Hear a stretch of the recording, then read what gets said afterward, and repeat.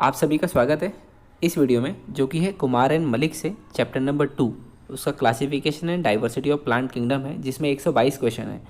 शुरू के 1 से लेकर 50 तक हम कर चुके हैं इसके पार्ट 1 में, और आज हम कर रहे हैं पार्ट 2, जिसमें हम 51 से लेकर 122 तक कंप्लीट क्वेश्चन सॉल्व कर देंगे इसी वीडियो में।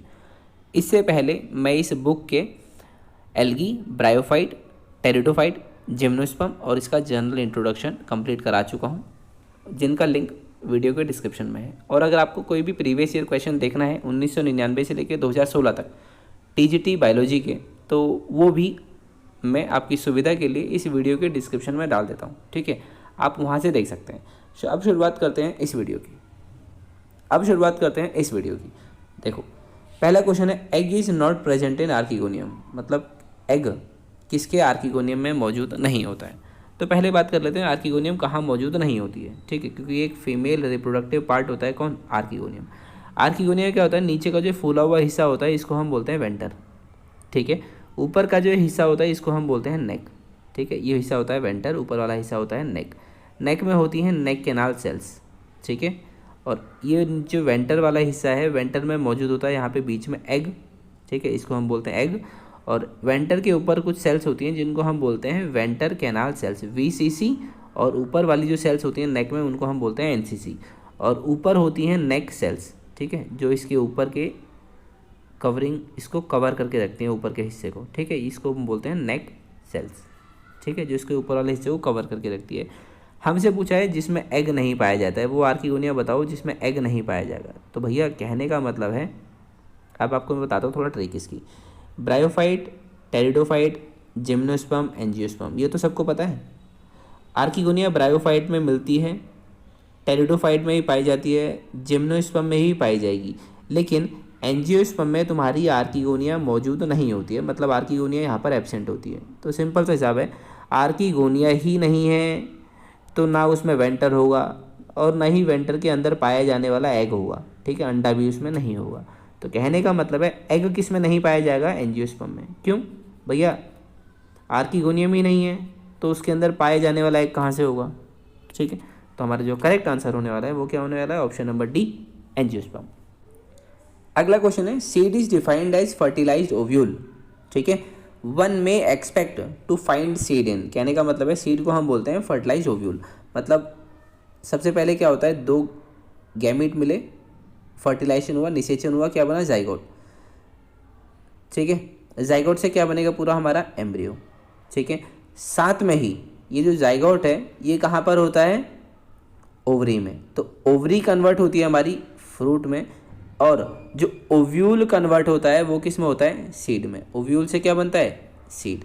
तो कहने का मतलब है one may expect to find seed in, seed किस में पाया जाएगा। मतलब अब ये सीड है, ये सीड किस में पाया जाता है, तो सीड आपको पता है किस में पाया जाता है, फेनिलोग्राम्स में या स्पर्मेटोफाइट्स में, ठीक है। तो हमारा ऑप्शन नंबर डी क्या होगा, करेक्ट आंसर, जिसमें आपको सीड देखने को मिलता है। और इसमें आते हैं हमारे जिम्नोस्पर्म और एंजियोस्पर्म्स, ठीक है। अगला क्वेश्चन है, जिम्नोस्पर्म्स आर प्लांट। जिम्नोस्पर्म वो प्लांट हैं जिनमें क्या होता है, तो आप 4 ऑप्शन है, ऑप्शन में आप देखेंगे, bear flower, have no vascular tissue, produce seed in cone but not flower, do not produce seed but produce spores. तो जो हमारा इसका करेक्ट आंसर है वो क्या होता है, सीड बनाते हैं ये कोन्स में और फ्लावर इनमें मौजूद नहीं होता है। ये लाइन जो अपना आप याद रख लेना कि फ्लावर जो है वो मौजूद नहीं होता है हमारे जिम्नोस्पर्म में। और जो सीड बनाते हैं, बीज बनाते हैं, वो किस में बनाते हैं, कोन में। जैसे आपने कोन किस में देखा होगा, पाइनस में देखा होगा, मेल और फीमेल कोन। तो हमारा ऑप्शन नंबर सी इसका करेक्ट आंसर है। चलते हैं अगले क्वेश्चन की ओर। अगले क्वेश्चन में हमसे पूछा है, एंजियोस्पर्म किस प्रकार जिम्नोस्पर्म से भिन्न होते हैं, मतलब डिफरेंट होते हैं, ठीक है। तो इसमें ओव्यूल की जहाँ पर भी बात आएगी तो ओव्यूल के संदर्भ में ये जिम्नोस्पर्म से डिफरेंट होते हैं। एंजियोस्पर्म और जिम्नोस्पर्म में एक बार डिफरेंस देख लेते हैं ओव्यूल के संदर्भ में। कहने का मतलब है इसमें जिम्नोस्पर्म में पाया जाता है naked ovule, naked ovule. Naked ovule का मतलब क्या है, देखो ओव्यूल कन्वर्ट होता है सीड में, ठीक है, लेकिन ओव्यूल के बाहर कुछ भी नहीं होता है, जिसके कारण जो ओवरी होती है उसको बनाना चाहिए इसका फ्रूट, ठीक है। लेकिन यहाँ पर जिम्नोस्पर्म में सिर्फ बीज ही बीज पाया जाता है, इसके बाहर का आवरण मतलब जो इसका फ्रूट है वो नहीं पाया जाएगा, ठीक है। जबकि एंजियोस्पर्म में बाहर ओव्यूल भी मिलेगा और ओव्यूल के बाहर ओवरी भी मिलेगी, जिससे ओव्यूल कन्वर्ट होगा तुम्हारे बीज में, सीड में, और ओवरी बनाएगी इसके बाहर खाने वाला हिस्सा जिसको हम बोलते हैं फ्रूट। ठीक है, तो इन शॉर्ट एंजियोस्पर्म में तुम्हारा क्या मिलेगा, बीज मतलब सीड भी मिलेगा और इसके बाहर खाने वाला हिस्सा तुम्हारा फ्रूट भी मिलेगा। वहीं अगर मैं जिम्नोस्पर्म की बात करूं तो यहाँ पर सिर्फ बीज ही बीज मिलेगा, इसको हम बोलते हैं नग्न बीज। नग्न बीज इसलिए बोलते हैं इसके बाहर कोई भी आवरण नहीं पाया जाता है, या जिसको हम फल बोलते हैं आम भाषा में। ठीक है, तो ऑप्शन नंबर सी जो है हमारा ये करेक्ट आंसर होगा। अगला क्वेश्चन हमारा, gametophyte and sporophyte are independent. Gametophyte और स्पोरोफाइट दोनों स्वतंत्र होते हैं हमारे टेरिडोफाइट्स में। Option number B correct answer होगा। अगला प्रश्न है कि इस ज़माने में जो कितनी प्लांट्स की प्रजातियां हैं वो देखी गई हैं, ठीक है, या कितने प्लांट्स को हम जानते हैं आज तक, तो 3,43,000 प्लांट के स्पीसीज को हम जानते हैं या उनके नाम आज तक हमारे पास मौजूद हैं। ठीक है, चलते हैं अगले क्वेश्चन की ओर। अगले क्वेश्चन में हमसे पूछा है, kingdom plantae was divided into cryptogram and phanerogram. Plant को क्रिप्टोग्राम और फेनेरोग्राम में किसने क्लासीफाई किया था, तो ये किया है एक्लर ने। ठीक है, एक्लर ने क्लासीफाई किया गया है पादपों को क्रिप्टोग्राम और फेनेरोग्राम। क्रिप्टोग्राम्स हमारे वो होते हैं जिसमें सीड और फ्लावर मौजूद नहीं होता है, जबकि फेनेरोग्राम में सीड और फ्लावर मौजूद होता है। इसका भी एक एक्सेप्शन है जिम्नोस्पर्म। जिम्नोस्पर्म में सीड मौजूद होगा और फ्लावर मौजूद नहीं होगा। ठीक है, चलते हैं अगले क्वेश्चन की ओर। अगले क्वेश्चन में हमसे पूछा है, unicellular and non jacketed sex organ. Sex organ unicellular एक कोशिकी और उनके बाहर कोई भी जैकेट आवरण नहीं पाया जाना चाहिए। ये किस में होता है, थैलोफाइट्स। थैलोफाइट्स मतलब एल्गी और फंजाई में ऐसा होता है, तो हमारा option number A correct answer होगा। चलते हैं अगले क्वेश्चन की ओर। अगले क्वेश्चन में हमसे पूछा है, स्पोरोफाइट इज पार्शियली और फुल्ली डिपेंडेंट ऑन गैमेटोफाइट। देखो, एक होता है गैमेटोफाइट, एक होता है स्पोरोफाइट। स्पोरोफाइट गैमेटोफाइट पर या तो पार्शियली डिपेंडेंट होगा या फुल्ली डिपेंडेंट होगा। ठीक है, पार्शियली का मतलब होता है या तो वो भोजन के लिए उस पर आश्रित रहे या तो अपने रहने के लिए, ठीक है, शेल्टर के लिए। फुल्ली का मतलब भैया, स्पोरोफाइट का मतलब होता है, fully sporophyte dependent on gametophyte का मतलब होता है भैया हम भोजन भी तुम्ही से रहेंगे और तुम्ही पे रहेंगे भी। ठीक है, मतलब आवास स्थान भी हमारा तुम्ही के ऊपर होगा, शेल्टर भी हमारा तुम्ही के ऊपर होगा और भोजन भी हम तुमसे ही लेंगे। ठीक है, ये होता है हमारा ब्रायोफाइट में। ठीक है, तो ऑप्शन तो हो गया बी करेक्ट। अब लेकिन देख लो कैसे, जो पार्शियली डिपेंडेंट होता है वो होता है हमारा लिवरवॉर्ट्स में। ठीक है, पार्शियली होता है हमारा फ्यूनेरिया में, पार्शियली होता है हमारा फ्यूनेरिया में। क्यों? क्योंकि फ्यूनेरिया के स्पोरोफाइट में क्लोरोफिल पाया जाता है। अगर क्लोरोफिल पाया जाएगा तो भोजन तो वो अपना स्वयं बना लेगा, लेकिन रहने के लिए जगह अभी भी उसकी किसके ऊपर होगी, गैमेटोफाइट के ऊपर। ठीक है, तो फ्यूनेरिया या मोसिस में क्या होता है, स्पोरोफाइट पार्शियली डिपेंडेंट होता है किसमें, स्पोरोफाइट के ऊपर, और फुल्ली डिपेंडेंट होता है मतलब भोजन के लिए भी और शेल्टर के लिए भी ऐसा देखा जाता है लिवरवॉर्ट्स में। ठीक है, या प्रिमिटिव ब्रायोफाइट्स में। चलते हैं अगले क्वेश्चन। अगला क्वेश्चन है यूबिक्यूटस। इनमें से कौन सा यूबिक्यूटस है? यूबिक्यूटस का मतलब होता है जो ज़्यादातर सब जगह मौजूद हो। ठीक है, तो हमारा जो करेक्ट आंसर है वो है मोनरस। मोनरस क्या होते हैं, हमारे बैक्टीरिया। अगला क्वेश्चन है most primitive kind of organism. इन चारों में से जो मोस्ट प्रिमिटिव कौन है इवोल्यूशन के आधार पर, प्रोटिस्टा, प्लेंटे, मोनरा और फंजाई। मोस्ट प्रिमिटिव मतलब जो पहले आया गया है। ठीक है, तो वो भी हमारा क्या है, मोनरा। क्योंकि आप देखते हैं मोनरा, प्रोटिस्टा, फंजाई, प्लेंटे, एनिमिलिया ऐसे चलते हैं ना, तो सबसे पहले क्या है, मोनरा। ठीक है, अगले क्वेश्चन की ओर चलते हैं। अगले क्वेश्चन में हमसे पूछा है प्रोकैरियोटिक सेल में क्या चीज़ नहीं होता है, तो प्रोकैरियोटिक सेल में न्यूक्लियस, एनवलप और मेम्ब्रेन बाउंड ऑर्गेनल्स मौजूद नहीं होते हैं। ठीक है, प्रोकैरियोट्स में क्या होता है, न्यूक्लियस, एनवलप मतलब न्यूक्लियस के बाहर कोई भी आवरण नहीं होगा, और दूसरा जो कोई सेल ऑर्गेनल है इसके बाहर भी कोई मेम्ब्रेन नहीं पाई जाएगी। ठीक है, ये दोनों क्या होते हैं, एब्सेंट होते हैं हमारे प्रोकैरियोट्स में, इसीलिए इसको बोलते हैं prokaryotic cell. Option number C correct है। अगला क्वेश्चन है मैक्सिमम एडेप्टेबिलिटी किस में देखी जाती है? मैक्सिमम एडेप्टेबिलिटी तो ये देखी जाती है हमारे एंजियोस्पर्म्स में। ठीक है, एडेप्टेशन मतलब वो अलग अलग जगहों पर रह सकते हैं या वाइड स्प्रेड होते हैं। ठीक है, मतलब अलग अलग क्षेत्र में पाए जा सकते हैं। तो मैक्सिमम एडेप्टेशन किस में पाई जाती है, या एडेप्टेबिलिटी एंजियोस्पर्म में। चलते हैं अगले क्वेश्चन की ओर। अगले क्वेश्चन में हमसे पूछा है कि 5 किंगडम क्लासिफिकेशन में जो विटेकर है इन्होंने प्रोकैरियोट्स को किस में रखा है, तो प्रोकैरियोट्स के लिए एक जगह है मोनरा सिर्फ। ठीक है, मोनरा में ही खाली कौन रखे गए हैं, प्रोकैरियोट्स, बाकी सब में यूकैरियोट्स आते हैं। अगला क्वेश्चन है विटेकर ने किसको इंक्लूड नहीं किया है अपने क्लासिफिकेशन में? आर.एस. विटेकर ने अपना 5 किंगडम क्लासिफिकेशन दिया है 1969 में। उसमें इन्होंने वायरसेस को स्थान नहीं दिया है, ना वायरस को दिया है, ना वायरोइड्स को दिया है, ना बैक्टीरियोफाज को दिया है। इन तीनों को स्थान नहीं दिया है। बैक्टीरियोफाज वो वायरस होते हैं जो बैक्टीरिया को मारते हैं, ठीक है, या बैक्टीरिया को इनहिबिट करते हैं, या बैक्टीरिया के शरीर पर जाकर आक्रमण करते हैं, ठीक है। तो हमारा option number D all of these क्या होगा, करेक्ट आंसर।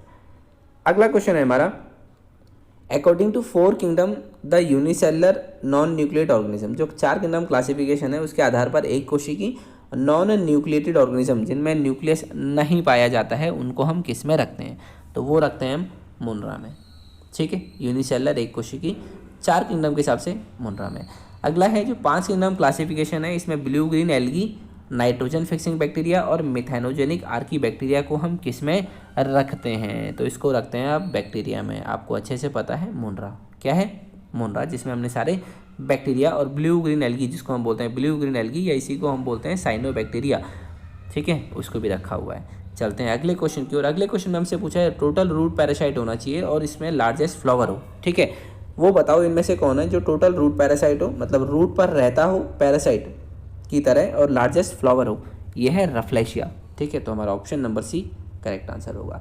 अगला क्वेश्चन है both plants and animals are included in which of the classification, जिसमें प्लांट भी हो या एनिमल भी हो, ऐसा क्लासिफिकेशन किसने दिया था, तो दिया था R.H. विटेकर ने। 5 किंगडम क्लासिफिकेशन दिया था, वो आपको अच्छे से पता है, वो कौन है, 1969 में दिया हुआ है, ठीक है। मुनरा, प्रोटिस्टा, फंजाई, प्लांटे, एनिमलिया, ठीक है। यहाँ पर आ गए प्लांट्स और सब क्या हैं, एनिमल्स, ठीक है। मतलब फंजाई, प्लांट्स, मुनरा, मुनरा में बैक्टीरिया, एनिमल्स हो गए, मुनरा, प्रोटिस्टा ये भी ऑर्गेनिजम्स हैं, फंजाई, फंजाई हमारे प्लांट्स में हम कह सकते हैं, प्लांट्स तो हमारे प्लांट्स हैं ही, एनिमल्स में हमारे ऑर्गेनिज्म आ गए, ठीक है, ये एनिमल्स आ गए। तो एनिमल्स और प्लांट्स दोनों किस में है, R.H. विटेकर में। अगला क्वेश्चन है ऑक्सीजेनिक फोटोसिंथेसिस जो है ये किसका कैरेक्टरिस्टिक फीचर है, तो ये है प्लांट्स का। ऑक्सीजेनिक फोटोसिंथेसिस का मतलब ऑक्सीजन रिलीज करते हैं फोटोसिंथेसिस के दौरान, तो वो कौन करते हैं, प्लांट्स, ठीक है। हमारा option number C correct answer होगा। चलते हैं अगले क्वेश्चन की ओर। अगले क्वेश्चन में हमसे पूछा है प्रीकर्सर बताओ, precursor of plant, fungi and animal kingdom. इसके जो प्रीकर्सर हैं वो हमारे कौन होते हैं, प्रीकर्सर पूछा है, तो प्रीकर्सर होता है हमारा प्रोटिस्टा। देखो प्रोटिस्टा होता है प्रीकर्सर इन सभी का, ठीक है। तो option number B correct answer है।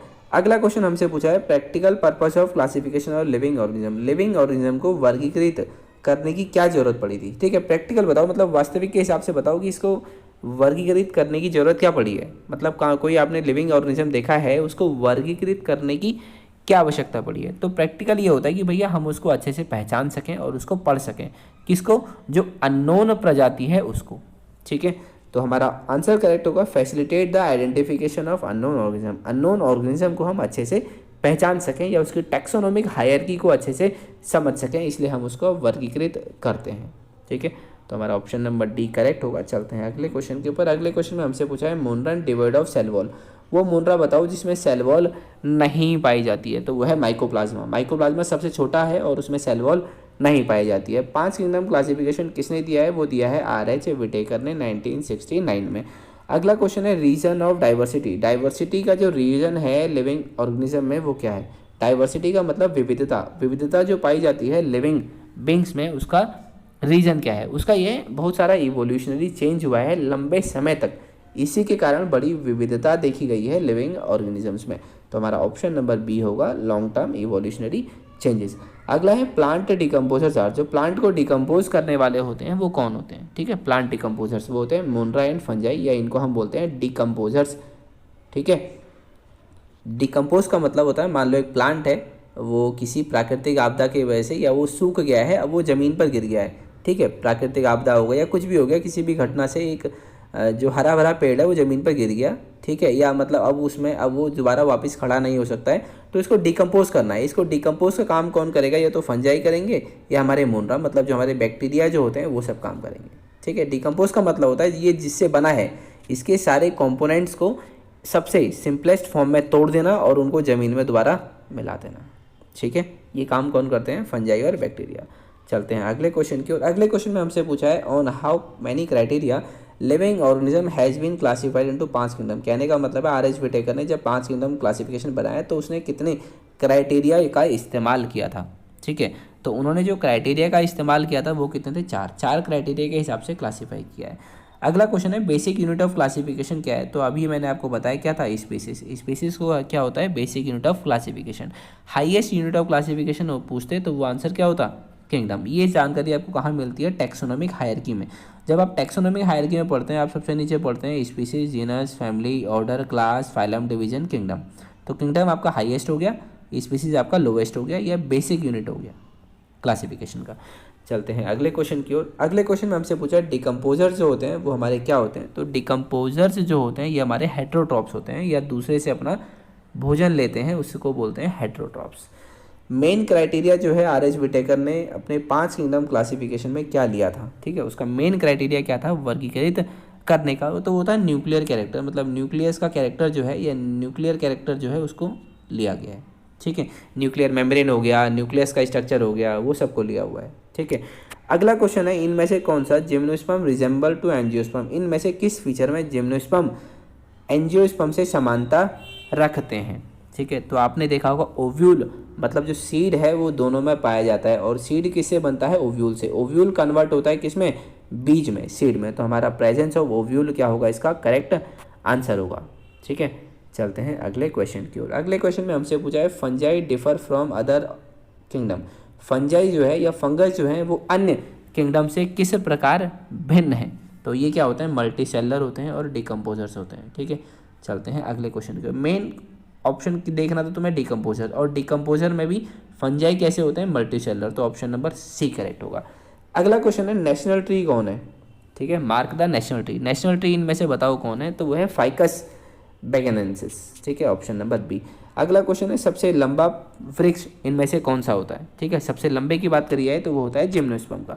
चलते हैं अगले क्वेश्चन के ऊपर। अगले क्वेश्चन में हमसे पूछा है क्रिप्टोग्राम्स कौन होते हैं। तो क्रिप्टोग्राम्स वो होते हैं जिनमें ना तो फूल है ना बीज है, ठीक है। इसमें ऑप्शन दे रखा है नॉन फ्लोरिंग प्लांट्स, तो हमारा यही ऑप्शन क्या होगा, करेक्ट होगा, ऑप्शन नंबर बी।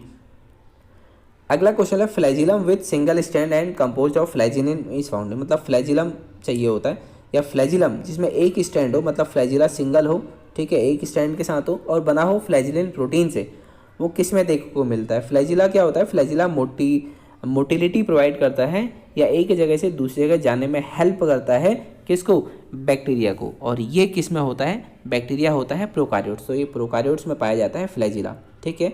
उसके हेल्प करता है मोटिलिटी प्रोवाइड करने के लिए, मतलब एक जगह से दूसरी जगह जाने के लिए।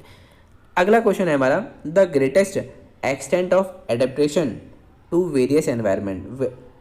एडेप्टेशन बताओ वेरियस एनवायरनमेंट में कौन कर लेता है, ठीक है, मतलब अलग अलग एनवायरनमेंट में जो रहने की क्षमता डेवलप कर लेता है, वो इसका बेस्ट एग्जाम्पल कौन है, तो वो है एंजियोस्पर्म। इसीलिए ये आज के ज़माने में पाए जाते हैं, और एक अच्छे खासे इनकी अच्छी डाइवर्सिटी है। अगला क्वेश्चन है angiosperm differ from gymnosperm. Angiosperm किस प्रकार जिम्नोस्पर्म से भिन्न है। ये क्वेश्चन बहुत ज़्यादा पूछा गया है, और इसके आने की बहुत संभावना है आपके एग्जाम्स में। तो यह है फ्रूट्स के हिसाब से, ठीक है, फ्रूट्स के हिसाब से जिम्नोस्पर्म जो है ये इससे भिन्न होता है, ठीक है। एंजियोस्पर्म में आप देखते हैं फ्रूट पाया जाता है, जबकि जिम्नोस्पर्म में सिर्फ सीड पाया जाता है, ठीक है।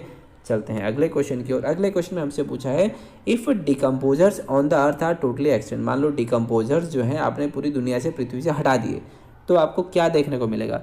डिकम्पोजर्स मान लो एक कोई शेर है, ठीक है, शेर ऐसा हुआ बहुत ज़्यादा बुढ़ा हो गया और वो मर गया। अब वो जंगल में ऐसे ज़मीन पे पड़ा हुआ है शेर, ठीक है, शेर पड़ा हुआ है। अब मान लो डिकम्पोजर्स ना हो तो ये तो जीवन भर ऐसे ही पड़ा रहेगा, है ना। तुम सोचो, ये सड़ेगा, गलेगा, ये बदबू आएगी, वो सब तब होगा जब ये डिकम्पोज करेंगे इसको। कौन डिकम्पोज करने वाले कौन हैं, या तो फंजाई या तो बैक्टीरिया। अगर मान लो ये ना हो तो ये तो जीवन भर ऐसे ही पड़ा रहेगा। फिर ऐसे दूसरा शेर मरेगा, वो भी यहाँ पर पड़ा रहेगा। कोई अन्य हाथी मर गया तो वो भी पड़ा रहेगा, कोई अन्य जानवर मर गया वो भी पड़ा रहेगा। तो ऐसे तो ये पृथ्वी जो है इस मरे हुए अवशेष से ही पूरी भर जाएगी। तुम समझो ना, अगर कोई चीज़ सड़े ना, गले ना, तो वो तो पड़े रहेगी ऐसी, ठीक है, वो ऐसे ही पड़े रहेगी, और वो ख़राब है, आप उसको खा भी नहीं सकते हो, तो उसको कैसे होगा, मतलब वो औरों के लिए कैसे बेनिफिट होगा। औरों के लिए बेनिफिट तब होगा जब ये फंजाई या बैक्टीरिया इसको डिकम्पोज कर दें, ये जिससे बना हुआ है इसको छोटे छोटे सिंपल मॉलिक्यूल्स में तोड़ दें और इसको ज़मीन में रख डाल दें। मतलब ज़मीन में जो इसके सिंपलेस्ट मॉलिक्यूल हैं वो ज़मीन में दोबारा चले जाएंगे और इसका ये न्यूट्रिएंट साइकिल जो है पूरी चलती रहेगी। ठीक है, तो डिकम्पोजर जो काम करते हैं वो तुम्हारे जो एनर्जी साइकिल है या मैं न्यूट्रिएंट साइकिल कहूँ, न्यूट्रिएंट साइकिल को क्या करते हैं, जिंदा रखते हैं या न्यूट्रिएंट साइकिल को कंप्लीट करने में हमारी मदद करते हैं।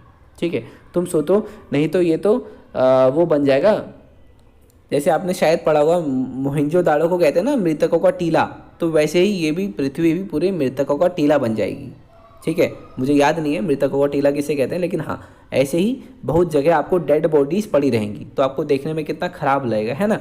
तो उस डेड बॉडी को ऐसे ही पड़े रहने से बचाते हैं कौन, बैक्टीरिया और फंजाई, मतलब डिकम्पोजर्स। ठीक है, तो इसका क्या होगा, तो इसमें लिखा है मिनरल विल नॉट गेट रिसाइक्लाइज्ड, जो मिनरल उनकी बॉडी में है वो रिसाइकल नहीं होंगे, जो मिनरल्स उनकी बॉडी में है वहीं रहेंगे, ज़मीन में नहीं जाएंगे, ज़मीन में नहीं जाएंगे तो न्यूट्रिएंट साइकिल कंप्लीट नहीं होगी, तो इसलिए ये मिनरल साइकिल को कंप्लीट करने में हेल्प करते हैं। अगला क्वेश्चन है, ये बताओ 5 किंगडम क्लासिफिकेशन जो है किस साल में दिया गया है, वो दिया है 1969 में।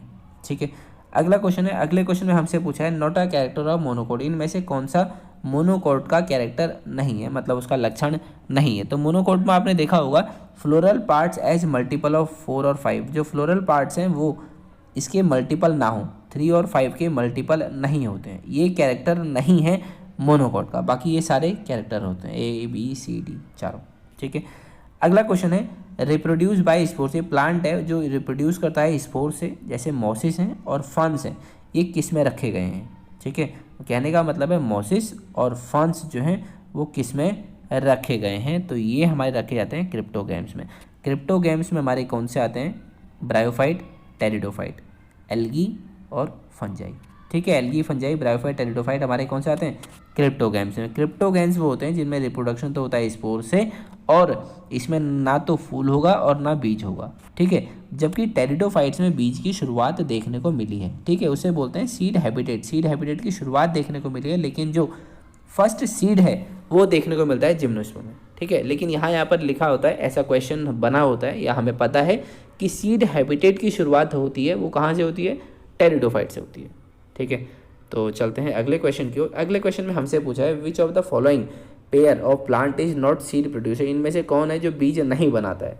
ठीक है, तो बीज नहीं बनाता है तो आप देखेंगे तो हमारा करेक्ट आंसर कौन सा होगा, फ्यूनेरिया एंड फन। फ्यूनेरिया और फन जो है, फन क्या है, टेरिडोफाइट, फ्यूनेरिया क्या है, ब्रायोफाइट, तो ये दोनों में बीज नहीं बनता है, जबकि फाइकस में बीज बनता है, पाइनस में ही बीज बनेगा, फाइकस में ही बीज बनेगा। ठीक है, ऑप्शन पूछा था, करेक्ट पेयर पूछा है, पेयर मतलब जोड़ा, तो इन दो जोड़ों में नहीं बनता है, तो इसलिए ऑप्शन यही करेक्ट है। अगला क्वेश्चन है which of the following pairs correctly represent the group Spermatophyta. Spermatophyta के बारे में बताना है हमें, इनके हिसाब से, ऑप्शंस के हिसाब से।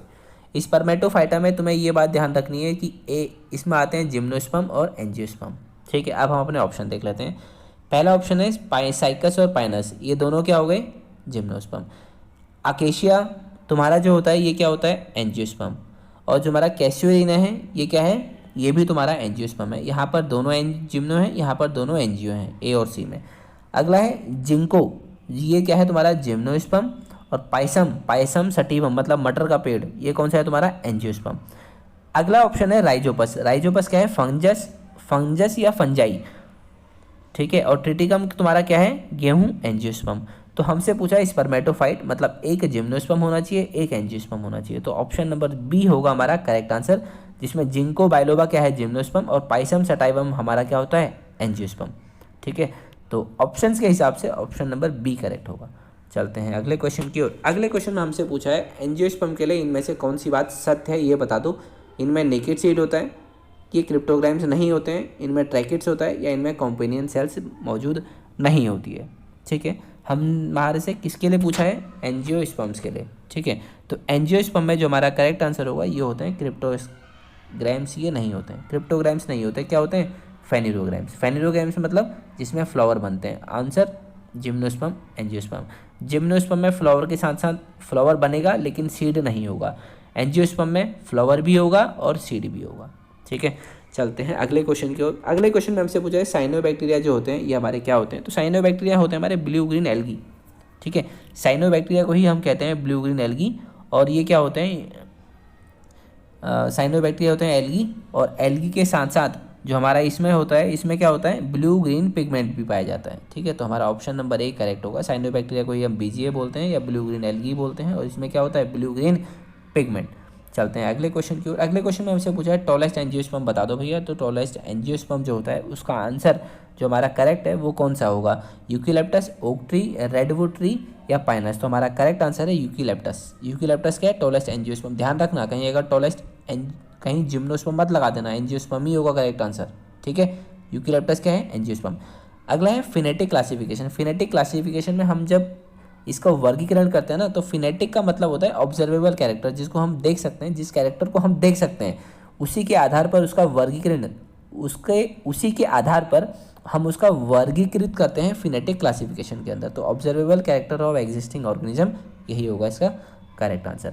अगला क्वेश्चन है हमारा, angiosperm have dominated the land flora limitedly because of their. Angiosperm आज के ज़माने में डोमिनेंट लैंड फ्लोरा है, क्यों।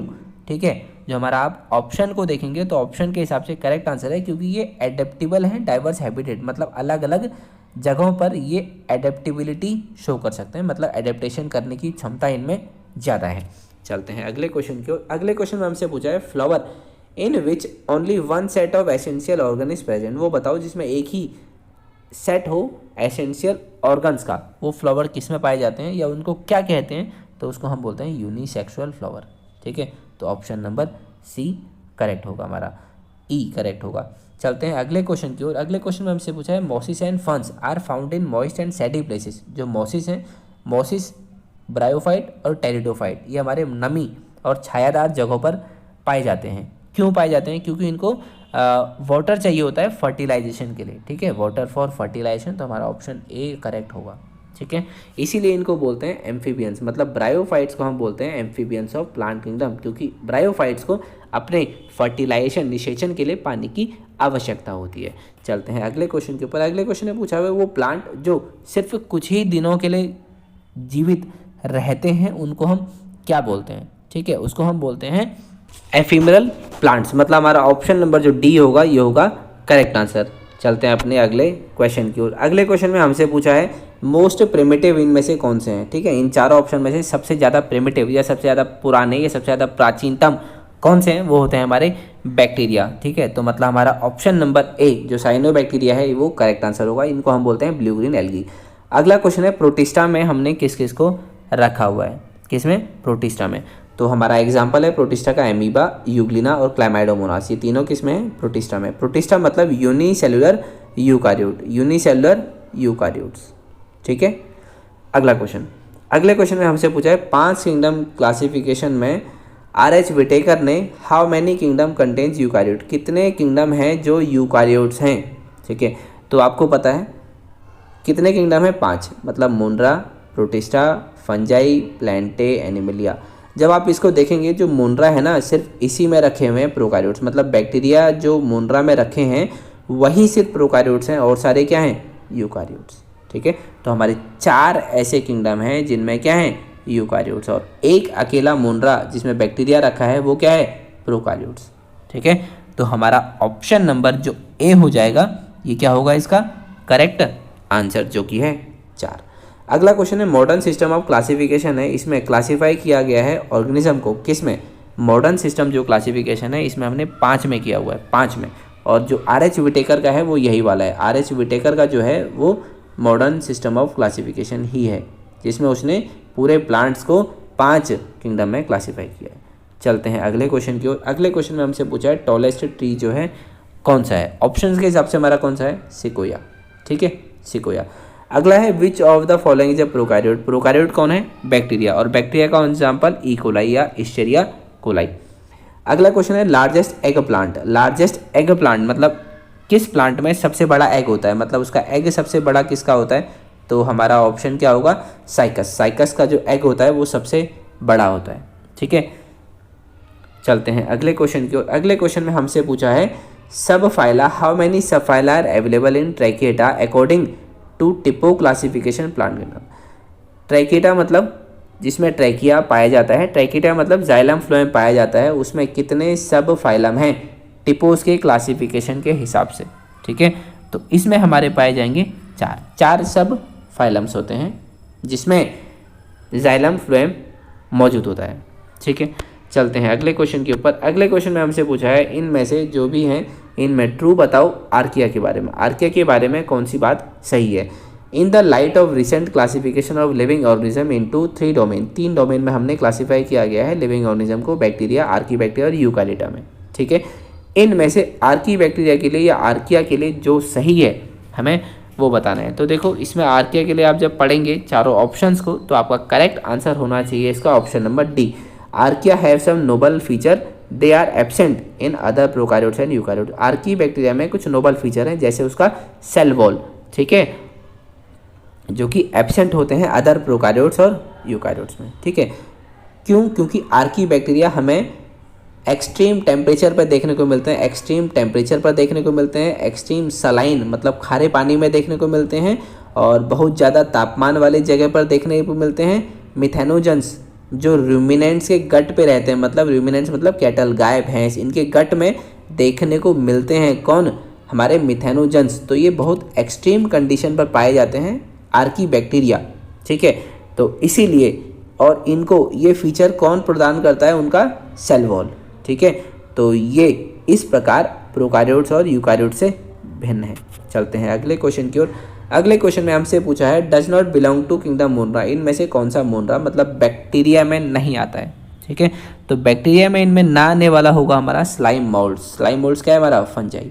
ठीक है, अगला क्वेश्चन है two kingdom constantly figured in all biological classification are. दो किंगडम बता दो जो हमेशा आते हैं बायोलॉजिकल क्लासिफिकेशन के अंदर। तो दो किंगडम तो भैया दो ही हैं, एक तो प्लांट है और एक एनिमल है। तो ऑप्शन नंबर ए।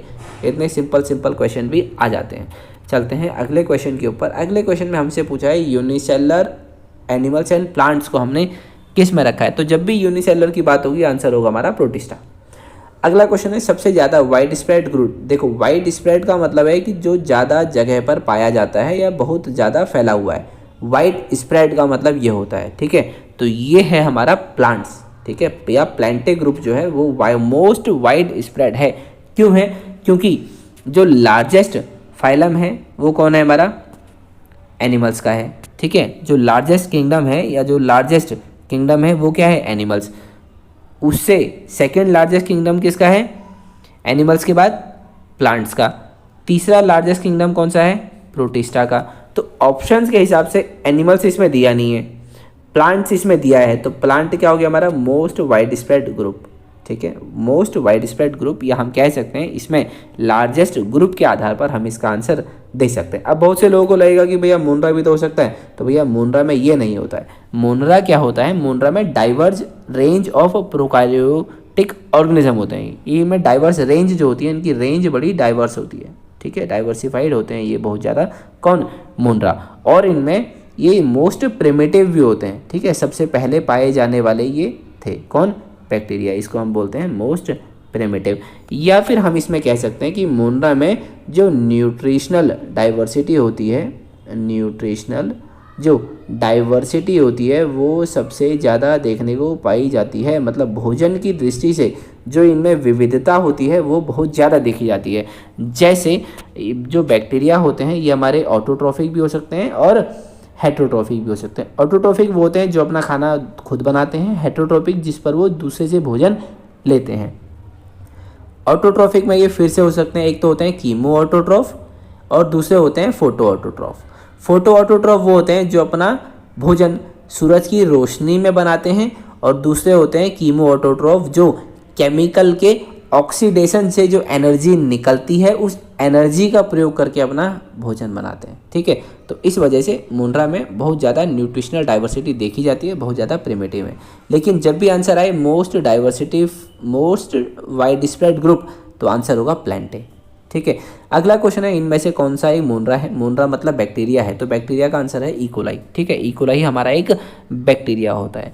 अगला क्वेश्चन है हमारा इनमें से कौन सा protozoans protista are differentiated on the basis of. Protozoan protista, जो प्रोटिस्टा में जो प्रोटोजोआ हैं इनको हमने किस बेसिस पर इनको डिफ्रेंशिएट किया गया है। ठीक है, तो उनके लोकोमोटरी स्ट्रक्चर्स के हिसाब से हम इनको और ज़्यादा डिफ्रेंशिएट किया गया है प्रोटिस्टा में प्रोटोजोअन्स को।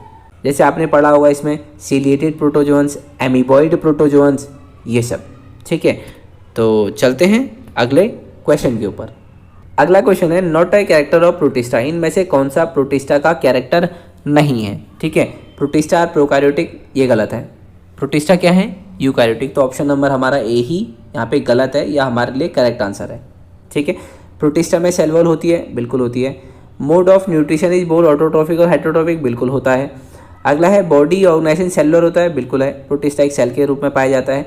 मेम्ब्रेन बाउंड ऑर्गेनेल्स इसमें पाए जाते हैं, बिल्कुल पाए जाते हैं, क्योंकि प्रोटिस्टा क्या है, यूकैरियोट। अगला क्वेश्चन है क्लासिफिकेशन जब दिया हो इवोल्यूशनरी और जेनेटिक रिलेशनशिप के आधार पर, तब इसको क्या बोलते हैं। कहने का मतलब है हमने क्लासीफाई किया, वर्गीकृत किया गया है इवोल्यूशन को देखते हुए और उसके जेनेटिक रिलेशनशिप को देखते हुए, तो हम इसको क्या बोलते हैं, तो हम इसको बोलते हैं क्लैडिस्टिक। ठीक है, क्लैडिस्टिक में हम जब वर्गीकृत करते हैं तो उसके इवोल्यूशन के आधार पर और उसके जेनेटिक रिलेशनशिप के आधार पर, मतलब या उसके जेनेटिक्स को देखते हुए क्लासीफाई करते हैं। ठीक है, फेनेटिक में हम करते हैं जो उसके ऑब्जर्वेबल कैरेक्टरिस्टिक हैं उसके आधार पर। ठीक है, जो हमें ऑर्गेनिज्म जैसा दिख रहा है उसके आधार पर हम उसके वर्गीकृत करेंगे, तो वो आएगा फिनेटिक सिस्टम ऑफ क्लासिफिकेशन। ठीक है, तो चलते हैं अगले क्वेश्चन के ऊपर। अगले क्वेश्चन में हमसे पूछा है इनमें से कौन सा गलत मैच है। ठीक है, नॉट मैच करेक्टली, इनमें से कौन सा सही मैच नहीं किया गया है। एनेबिना साइनोबैक्टीरिया है, बिल्कुल सही है। एमीबा प्रोटोजोआ है, बिल्कुल सही है। गोनियोलैक्स डिनोफ्लैजिलेट है, बिल्कुल सही है। थर्मो एसिडोफाइल्स होते हैं आर्की बैक्टीरिया, बिल्कुल सही है। थर्मो एसिडोफाइल्स का मतलब होता है कि आर्की बैक्टीरिया जब बहुत ज़्यादा टेम्परेचर पर रह सके, बहुत हाई टेम्परेचर पर रह सके, तो हम इसको बोलते हैं थर्मो एसिडोफाइल्स। ठीक है, और एसिडिक कंडीशन को झेल सके। ठीक है, अल्बुगो हमारा एक क्राइजोफाइट्स है, तो नहीं, ये हमारा गलत है और यही हमसे पूछा था। ठीक है, अल्बुगो हमारा क्राइजोफाइट्स नहीं होता है। ठीक है, आपने पढ़ा ना अल्बुगो कैंडाइडा, तो बस उसी की बात हो रही है ये। चलते हैं अगले क्वेश्चन की ओर। अगले क्वेश्चन में हमसे पूछा है इनमें से कौन सा प्रोटिस्टा में नहीं आता है। तो ठीक है, क्राइजोफाइट्स, यूग्लिनोइड्स, डिनोफ्लैजिलेट, एस्कोमाइसिटीज और प्रोटोजोअन। जब आप देखेंगे एस्कोमाइसिटीज क्या होते हैं, हमारे फंगस होते हैं। एस्कोमाइसिटीज क्या होते हैं, फंजाई। तो ये हमारे प्रोटोजोआ में नहीं आते हैं, इसलिए हमारा ऑप्शन नंबर सी क्या है, करेक्ट आंसर है। चलते हैं अगले क्वेश्चन के ऊपर। अगले क्वेश्चन में हमसे पूछा है जो हमारे क्राइजोफाइट्स हैं इनका कैरेक्टरिस्टिक फीचर बताना है। इसका कैरेक्टरिस्टिक फीचर क्या होता है, तो जब भी आप देखेंगे क्राइजोफाइट्स की जो सेल वॉल होती है ना, वो दो से बनी होती है। ठीक है, इसकी सेल वॉल कुछ इस तरफ से होती है क्राइजोफाइट्स में। ठीक है, या डिनोफ्लैजिलेट्स में इसकी सेल वॉल साबुनदानी की तरह होती है। ऊपर वाले को बोलते हैं हाइपोथीका, नीचे वाले को बोलते हैं एपीथीका। ठीक है, ये इस साबुनदानी की तरह आकृति में बनती है और इसकी सेल वॉल में सिलिका पाया जाता है। मतलब क्राइजोफाइट्स की जो सेल वॉल होती है वो किससे बनी होती है, सिलिका की, या उसकी सेल वॉल में सिलिका पाया जाता है और बनता है SiO2। SiO2 की फॉर्म में पाया जाता है। ठीक है, और जब ये मरते हैं प्राणी तो सिलिका जो है वो जहाँ पर ये मरते हैं वहाँ पर इकट्ठा ऐसे होता रहता है। ठीक है, वहाँ पर ऐसे सिलिका इकट्ठा होता रहता है और इसी को हम बोलते हैं बाद में डायएटोमिशियस अर्थ। ठीक है, डायएटोमिशियस अर्थ, क्योंकि यहाँ पर सिलिका पाया जाता है और इसी को पॉलिश में, सिरप में और किसी जगह अगर शाइनिंग के लिए भी इस्तेमाल किया जाता है इसको, डायएटोमिशियस अर्थ को। ठीक है, तो हम देखेंगे इसमें क्या होता है। क्राइजोफाइट्स में they have indestructible cell wall layer deposited with silica. Indestructible cell wall जो हम बात कर रहे हैं इसी को हम बोलते हैं क्या, डायएटोमिशियस अर्थ, जिसमें सिलिका पाया जाता है। तो हमारा ऑप्शन नंबर सी होगा करेक्ट आंसर, जो कि किसका फीचर है, क्राइजोफाइट्स का। ठीक है, तो आज मैंने आपको इसका चैप्टर नंबर 2 कंप्लीट करा दिया है और बाकी आप ऐसे ही वीडियो को लाइक करते रहें और चैनल को सब्सक्राइब करते रहें और नोटिफिकेशन दबा दें। उसका नोटिफिकेशन जो बेल है उसको आप ऑन कर दें, ताकि मैं जब आपको अगली वीडियो भेजूँ या मैं अपलोड करूँ तो आपको नोटिफिकेशन सबसे पहले मिल जाए। ठीक है, तो इस वीडियो में इतना ही, बाकी आपको मिलते हैं अगली वीडियो में। तब तक के लिए धन्यवाद।